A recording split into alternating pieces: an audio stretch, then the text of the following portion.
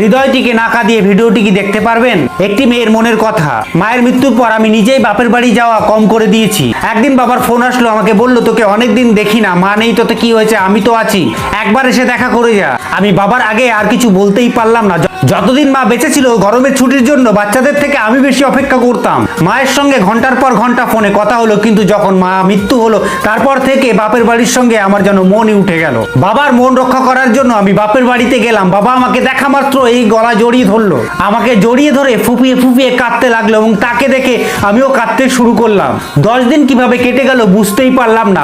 মনেই হচ্ছিল না যেন মা নেই, বাবার মধ্যেই যেন মা এসে গেছিল। আমাকে বিদায় দেওয়ার সময় বাবা যখন আমার পা ছুতে গেল তখন বাবার চোখের জলটি আমার পায়ের পাতাতে পড়লো। শ্বশুর বাড়ি যাওয়ার পরের দিনই ভাই ফোন করে বলল যে বাবা আর বেঁচে নেই। আজ আমার মনে হয় বাবা যেন আমাকে দেখার জন্যই বেঁচে ছিল। বন্ধু, তোমরা যারা বাবাকে ভালোবাসো তারা অবশ্যই কমেন্ট করে জানিও এবং এই ভিডিওটি তোমার প্রিয়জনের কাছে